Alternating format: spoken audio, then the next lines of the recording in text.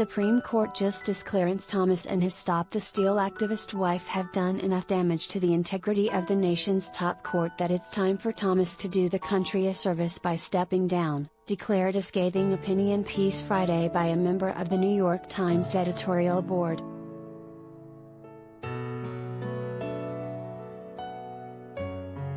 The call for Thomas to quit comes in the wake of the revelation Thursday that dozens of emails were sent by the justice's supremely well-connected right-wing agitator wife, Virginia Ginny Thomas, as she worked feverishly to press then White House Chief of Staff Mark Meadows to overturn a legitimate presidential election that Donald Trump had incontrovertibly lost, Jesse Wegman wrote in the Times.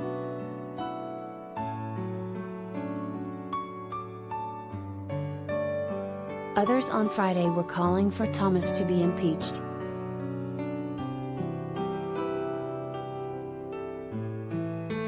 The revelations that Ginny Thomas advocated for the overthrow of our democracy are disqualifying, not just for her, but for her husband, Women's March Executive Director Rachel O'Leary-Carmona said in a statement.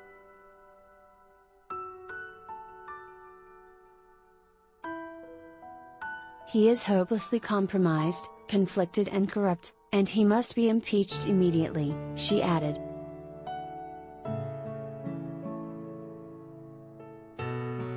At the very least, critics said, Thomas must recuse himself from cases involving the January 6, 2021, assault on the U.S. Capitol, the 2020 presidential election and even Trump.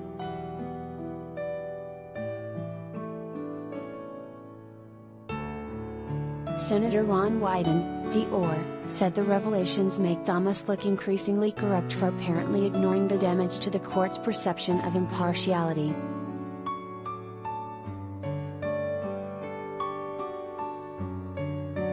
Judges are obligated to recuse themselves when their participation in a case would create even the appearance of a conflict of interest. A person with an ounce of common sense could see that bar is met here, Wyden, the chair of the Senate Finance Committee, said in a statement.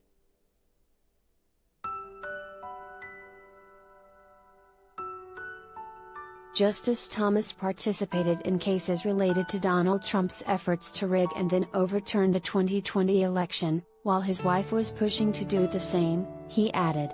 He was the lone dissent in a case that could have denied the January 6 committee records pertaining to the same plot his wife supported.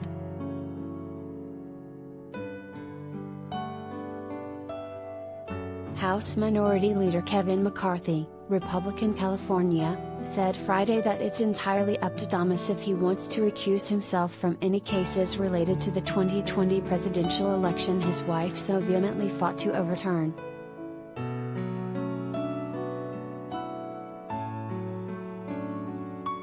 I think Justice Thomas could make his decisions like he's made them every other time, McCarthy said at a news conference from the House Republicans' retreat in Ponte Vedra Beach, Florida.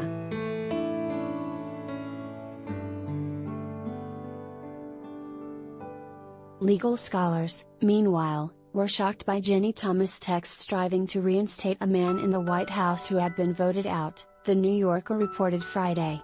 They believe Thomas must immediately recuse himself from any cases relating to the 2020 election and its aftermath in light of the revelations that his wife colluded extensively with a top White House advisor about overturning Joe Biden's victory, Jane Meyer wrote in the magazine.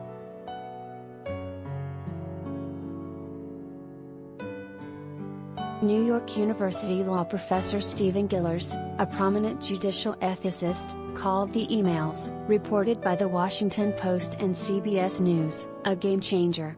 I was prepared to, and did tolerate a great deal of Ginny's political activism, he told The New Yorker. But Ginny has now crossed a line.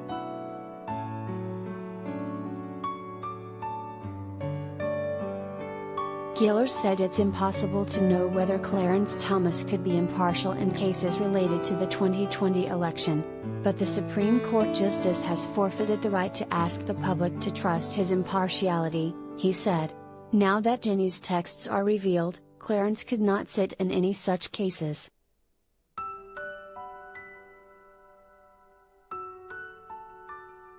Ginny Thomas not only pushed to upend the election, She also clearly subscribed to the most extreme and incredible conspiracy theories linked to the vote.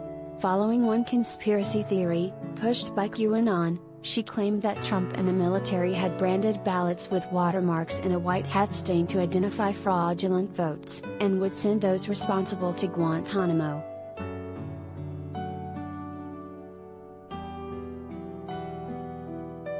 Thomas also wanted the widely disparaged Kraken attorney Sidney Powell, who has since been rebuffed by even Trump, to be the lead and the face of the election opposition.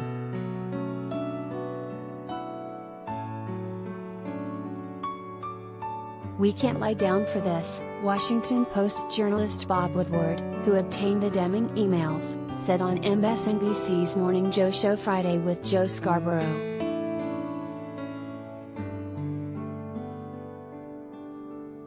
Neither Ginny nor Clarence Thomas, who ironically complained just weeks ago of the risk of partisan political influence on the Supreme Court, has yet to respond to the email revelations.